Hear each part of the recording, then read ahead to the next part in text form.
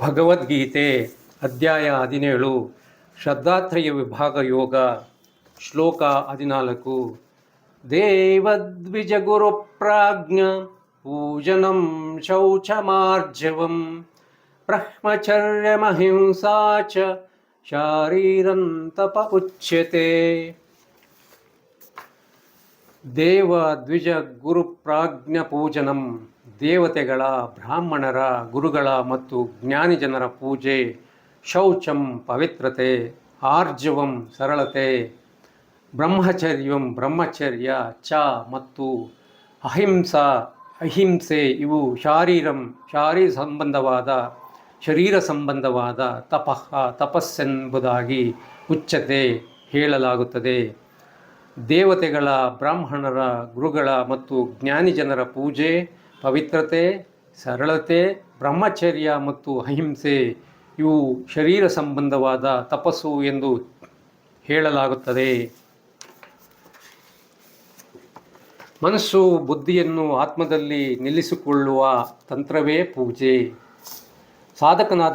ಸಾಧಕನಾದವನು ತನ್ನ ಶ್ರೇಯಸ್ಸಿಗಾಗಿ ತನ್ನ ಇಷ್ಟ ದೇವತೆಯನ್ನು, ಬ್ರಾಹ್ಮಣರನ್ನು ಹಾಗೂ ಗುರುಗಳನ್ನು ಮತ್ತು ಜ್ಞಾನಿಗಳನ್ನು ಶ್ರದ್ಧೆಯಿಂದ ಪೂಜಿಸಬೇಕು.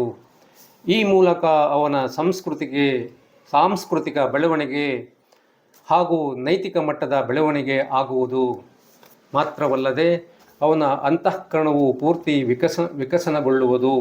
ಇಲ್ಲಿ ದ್ವಿಜರು ಎಂದರೆ ಬ್ರಾಹ್ಮಣರು ಎಂದರ್ಥ. ಬ್ರಹ್ಮಜಾನಾತಿ ಇತಿ ಬ್ರಾಹ್ಮಣಃ ಅಂದರೆ ಬ್ರಹ್ಮವನ್ನು ತಿಳಿದವನು ಬ್ರಾಹ್ಮಣ ನೆನೆಸಿಕೊಳ್ಳುವನು. ತಾಯಿಯು ನಮಗೆ ಕೊಟ್ಟ ಜನ್ಮವು ಮೊದಲನೆಯದಾದರೆ ಅಜ್ಞಾನ ಗರ್ಭದಿಂದ ಜ್ಞಾನದ ಮೂಲಕ ಹೊರಗೆ ಬರುವುದು ಎರಡನೆಯ ಜನ್ಮವಾಗುವುದು. ಇಂಥವರು ಪೂಜಾರ್ಹರು. ಸಾಧಕನು ಶುಚಿಯಾಗಿಯೂ ಸರಳವಾಗಿಯೂ ಇರಬೇಕು. ವ್ಯಕ್ತಿತ್ವದಲ್ಲಿ ಛಿದ್ರತೆಯು ಬಾರದ ಹಾಗೆ ಎಚ್ಚರವಾಗಿರಬೇಕು. ಬ್ರಹ್ಮಚರ್ಯೆಯನ್ನು ಕಟ್ಟುನಿಟ್ಟಾಗಿ ಪಾಲಿಸಬೇಕು.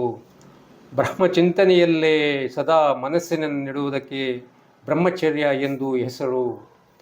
ನಮ್ಮ ಮನಸ್ಸನ್ನು ಶಾರೀರಿಕ ವಿಷಯ ಸುಖಗಳಿಂದ ಒಳಗೆ ತೆಗೆದುಕೊಳ್ಳದೆ ಇದು ಸಾಧ್ಯವಾಗದು. ಕೊನೆಯದಾಗಿ ಅಹಿಂಸೆಯನ್ನು ಇಲ್ಲಿ ಹೇಳಲಾಗಿದೆ. ಇದರ ಬಗ್ಗೆ ಸಾಕಷ್ಟು ವಿವರಣೆಯನ್ನು ನಾವು ಹಿಂದೆಯೇ ನೋಡದ್ದಾಗಿದೆ. ಸಾಧಕನಲ್ಲಿ ಅತ್ಯಂತ ಅವಶ್ಯಕವಾಗಿ ಇರಬೇಕಾದ ಗುಣ ಇದು. ಈ ಶ್ಲೋಕದಲ್ಲಿ ಹೇಳಿರುವ ಎಲ್ಲ ಗುಣಗಳು ಸಾಧಕನು ಶಾರೀರಿಕ ಮಟ್ಟದಲ್ಲಿ ಆಚರಿಸಬೇಕಾದವುಗಳು. ಇವೆಲ್ಲವನ್ನು ಶಾರೀರಿಕ ತಪಸ್ಸು ಎಂದು ಪರಮಾತ್ಮನು ಹೇಳಿದ್ದಾನೆ.